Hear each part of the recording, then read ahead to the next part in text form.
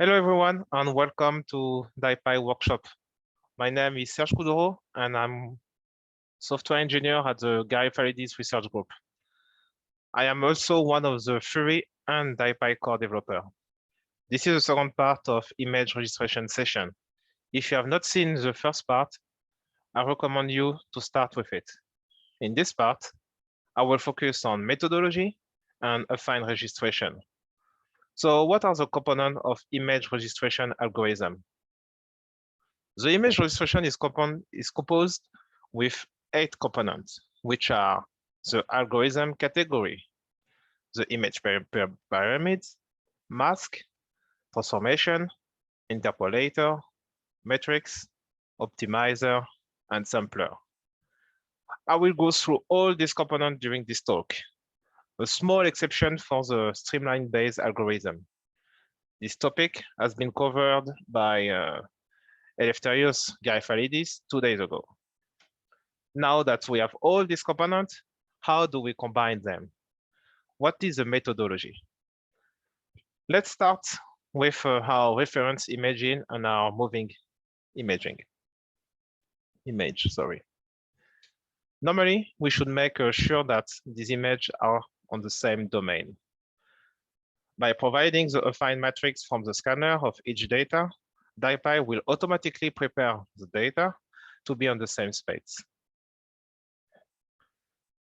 So the next step is to apply a linear or a nonlinear transformation. So this transformation, this step is done here. This transformation has consequences. How moving data can be outside the space of the reference data. Thanks to the interpolation, with which will make it easier for us to compare the similarity between both images with a predefined metric. If our image doesn't match, the optimizer will update the transformation parameter here. Otherwise, success. We got our result. Let's go to each component to have a better understanding and see their functionality. So the first component is the transformation. Here you can see 6 linear transformations that have a certain degree of freedom. Each of these transformations preserve parallelism, and you can easily combine them. In this example, the rigid transformation is a combination of the rotation plus the translation, which is why we have 6 degrees of freedom, x, y, z plus theta, phi, and psi. This is exactly the same for the similarity. The similarity is a combination of rotation, translation, and the isoscale, which has 1 degree of freedom. Sorry. The affine transformation is the most complex one, with 12 degrees of freedom, combining translation, scaling, homotopy, similarity, reflection, rotation, and shears. Remember that more you have degrees of freedom, harder it will be for your algorithm to find the best match. Indeed, there is a big difference for an optimizer between optimizing 2 parameters or 6 parameters in a 2D image. The complexity, of course, increases in 3D when you go from 1 parameter like the isoscale to 12 parameters for the affine.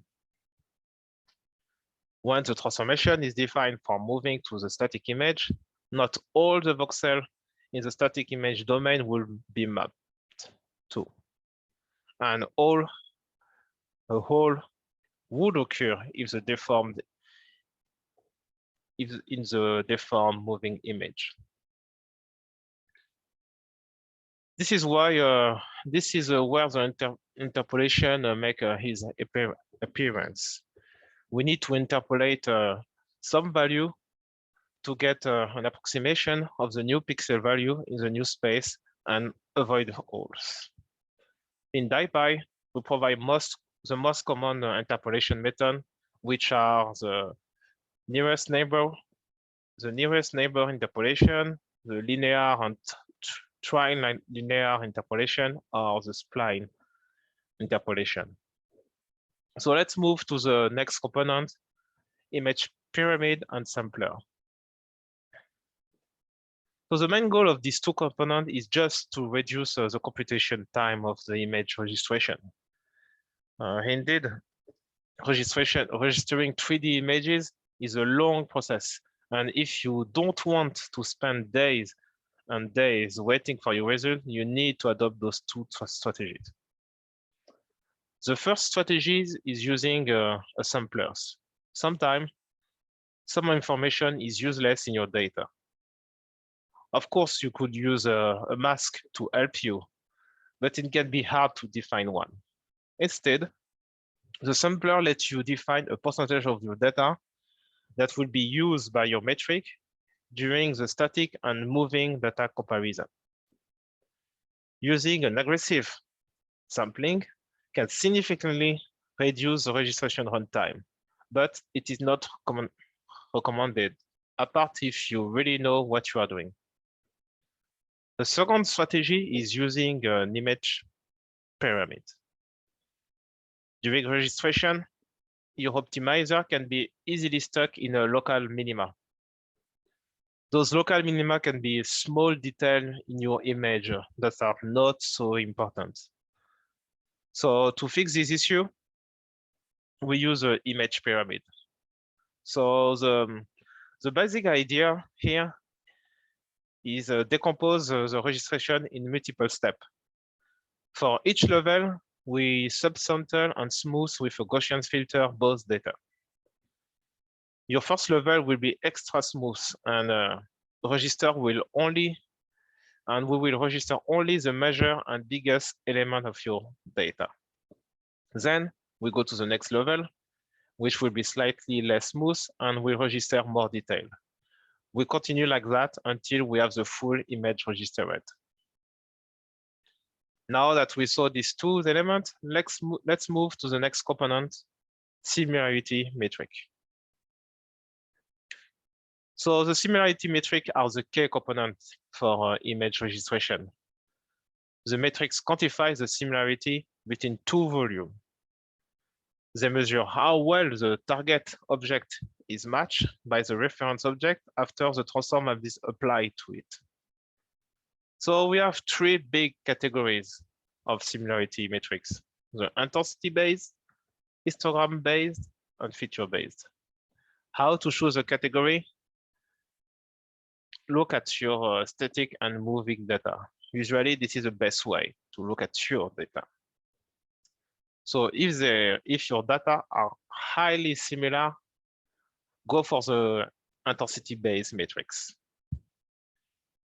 If they are quite similar, you see some difference, you can go for an histogram-based metrics. This is more safer. If they don't look similar, you have to check if there is any relation in the intensity of your voxel. If there is a small relation in the intensity of your voxel, you can go for the histogram-based metrics. Otherwise, I recommend you to go to a feature-based metric. So let's look on each of those metrics category. First, the feature-based metrics. This picture just gives you an idea of what is a feature-based similarity metric. It can be a landmark of a specific object in each images. Usually, you will need to do a pre-processing step to mark those features on each volume before starting your registration process. I will not go more in detail since they are not implemented in DIPY yet, but we plan to add this metric in the future. The next metric that I will talk about is the intensity-based metric. Intensity-based metric are perfect for monomodal data like PET, PET to PET, MRI to MRI, etc. Another good example is a scan of the same subject at different time points. In this slide, I present you the three most common metrics in this category. So there is a normalized cross correlation, NCC. So this metric assume that there is an underlying linear relationship between all your pixels. So this relation give us an estimation of the similarity.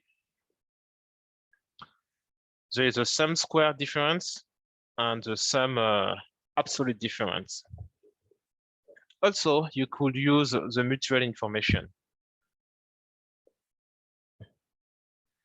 There is many other various similarity metrics measure intensity based, like the variance of intensity ratio, VIR, the variance of difference, VOD, the stochastic sign crossing, SSC, etc., etc.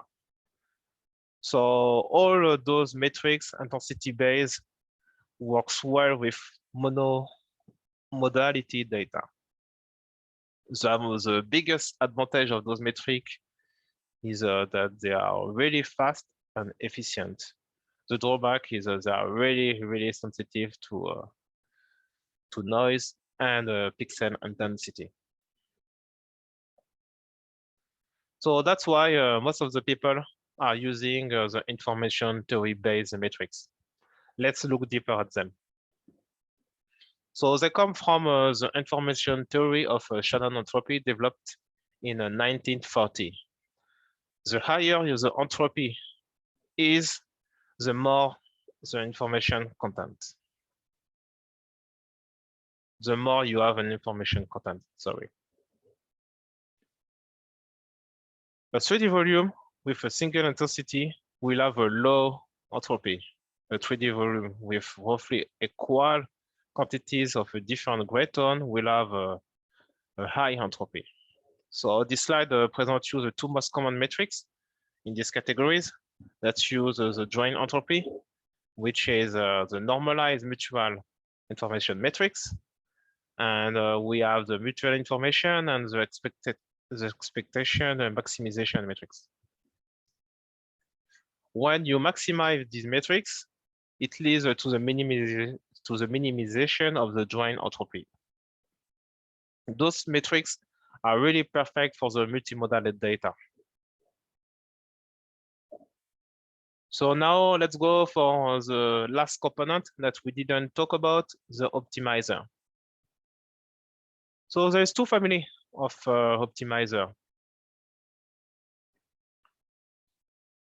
There is the gradient free and the gradient-based optimizer. The optimizer will be the link of all our components. Usually, the gradient-based optimizer is the most commonly used in image registration. The goal of the optimization model is to reach a local optimum of our cost function. In our case, the cost function is the metric. So this picture here illustrates very well what I'm meaning. As you can see on this image, our optimizer will try to minimize our metric value by optimizing the transformation parameters. There is no perfect optimizer. There is always a trade-off to choose between performance, stability, and precision. Here you can see some drawback and advantages for some different optimizer. You can see that the steepest descent have a low stability despite its speed. At the opposite side, you can see that the PDE, which is slow to converge, but have a much more stable.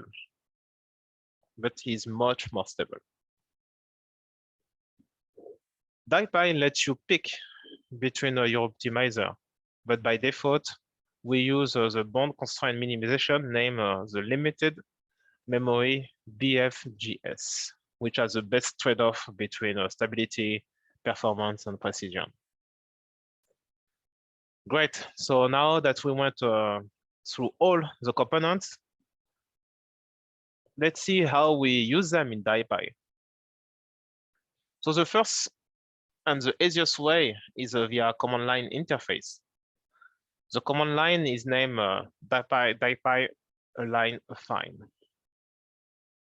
You will need, of course, a reference to define your reference images and your moving images. If you need more to define more input parameter, you can look at the help by doing a DIPY align affine -h for help. You can easily define the transform, or if you need to change the metric, it's also available. You could also define the image pyramid or the sampler to accelerate your processing.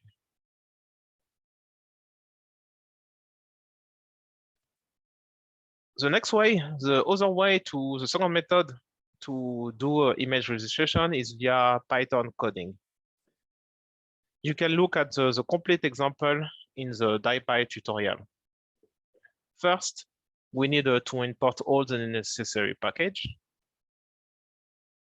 Then we define the starting point to reduce the image registration processing time.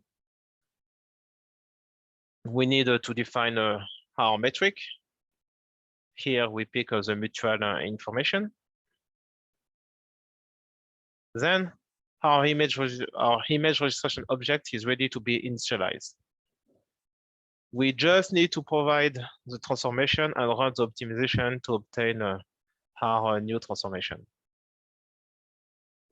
Actually, all these steps, this is what we are currently using to do a simple motion correction. Indeed, in fMRI, a simple rigid registration is enough to do a classic motion correction. It provides really excellent results. So you will have to really pick rigid as a transformation. However, an extra step is needed if you want to do the eddy current correction. So eddy current are circular electric current induced by a changing magnetic field in the conductor. So this is due to the Faraday law of induction. And because of that, an intensity regulation is needed. So this extra step is not provided by DIPY, but you can always do the motion correction by using the command line DIPY correct motion. So with this useful command line, you can align any volume that you need and do the eddy current correction. You will need to pass your data, the bevel, and the bevect. And as usual, to get more information about this command line, you just need to type DIPY correct motion -h. That's all for the second part of this talk. Thank you for watching this part 2 of image registration. I will see you on the part 3 where we will talk about diffeomorphic registration. Thank you.